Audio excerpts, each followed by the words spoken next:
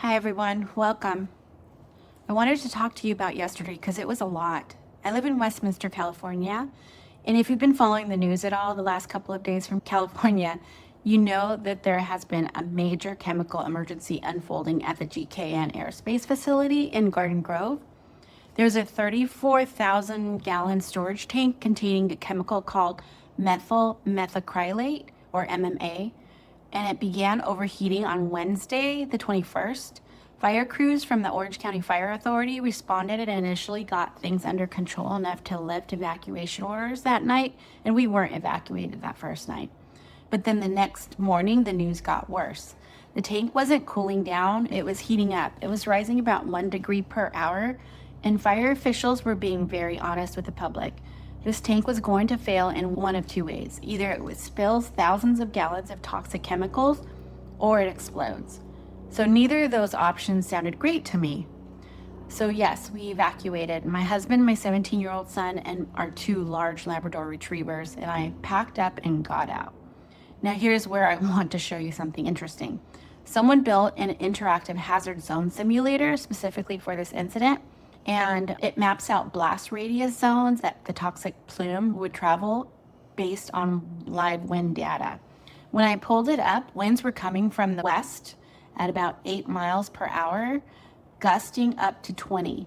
You could literally see the zones: the fireball zone, the severe structural damage zone, the glass break zone, and then the plume zones based on chemical concentration levels. Looking at that map made the decision for us to leave, and it was pretty easy. Now, here is my husband being completely unbothered. He's really a funny guy, and he tries to make light in situations where he sees that I'm stressed out. This is a full face industrial respirator with filters, and he's sitting in a chair like he's watching a football game. I love this man. And here's where we ended up, on our friend's boat. I'm sorry the picture's so poor, but it was late. I was tired and I didn't care. I think I probably had lotion on the lens or something. This is my son and myself in the cabin of our friend's boat with 2 adults, 1 teenager, and 2 very large dogs. Spent the night. Labs do not understand personal space. No one slept particularly well, but we were safe, and that's what mattered. Now let me tell you about the mayor pro tem of Garden Grove. George Bratingham, the mayor pro tem of Garden Grove, posted this to a neighborhood watch face group with nearly 28,000 members. He warned that the tanks were going to explode. He didn't know when, but he did say that there would be a toxic cloud released and that 16 officers were assisting with evacuations. Here's my take on this. I understand the impulse completely. He's a public official, he's scared, his community's scared, and he wants to communicate. I get that. But when you're posting to 28,000 people and you say the tanks are going to explode, I don't know when, but today, actually, he said, without clear guidance on what to do, without a specific call to action beyond helping elderly neighbors, that kind of message doesn't inform people and terrifies them. So there was one account that agreed. His account is OC Scanner, which is an account on X that monitors and reports on the Orange County Fire Authority communications, publicly said that they were aware of the mayor's post, but they were not going to share it.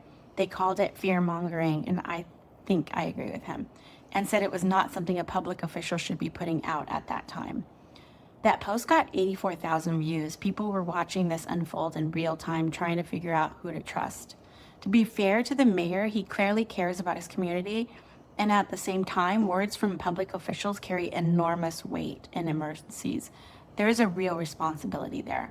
Now, I want to tell you what else is happening to me personally yesterday, because I think it gives you a sense of just how surreal that day felt. I woke up yesterday morning with a swollen face, infected tooth. I already knew it was coming, but I was hoping it would hold off a little bit longer. It didn't. It's just that I've always had so many teeth issues, and I brush my teeth regularly, of course, every day, a couple times a day. I floss religiously. I have a water pick. I do a good job, but I was just born with a bad tooth gene. I had a job interview scheduled for 10:15 in the morning, a new position at my school, something I had been preparing for. So I had to sit there and decide, do I reschedule the interview or do I push through? Meanwhile, there's a chemical emergency a few miles away. My husband is already thinking about how to get the dogs out. My face is starting to swell. I called my dentist. They told me I needed to get in antibiotics as soon as possible and gave me a list of 3 oral surgeons to contact. I called all 3. Not one of them had an opening in the next 2 weeks. So I called my dentist back and told them the situation. They said, come to our office, we'll write you a prescription for penicillin, which meant I had to leave the house during an active evacuation situation, drive to the dentist, pick up a paper prescription because for some reason they're not in the 21st century, and then drive to a pharmacy to fill it. And before I left, I had to make the call on the interview. I reached out to the interviewer and explained what was happening, and I have to say she was wonderful. She told me not to worry at all, that they would reschedule for next week, and that she hoped I felt better soon. That small moment of kindness in the middle of an absolute chaotic day meant more than she probably knows. So to recap my Friday: chemical evacuation, infected tooth, canceled job interview, pharmacy run, and 2 very restless labs on a boat. And as of right now, the situation at GKN Aerospace is still developing. I'll keep you updated as things progress. So if you're in the area, please make sure you're following the Orange County Fire Authority for the most current and accurate information. We did come home for a bit, but we are about to leave because there's been new development about an hour ago. They said that we're not in the blast area or zone. We're in the bottom of the evacuation area. It's not even mandatory evacuations, I don't think, because they're not knocking on our door. So I'm not actually sure. They haven't closed off our neighborhood. They did on one side actually, but not on the other side. So that's why we were able to come back this morning for stuff that we need. And just honestly to take a shower, because I didn't want to shower on the boat. And just, I don't know, regroup our thoughts, kind of chill out is what we needed to do. But it looks like the blast or the leak, one of the two, is imminent. So anyway, so if you're in this area, please take care of yourselves, and I'll see you in the next one. Okay, bye.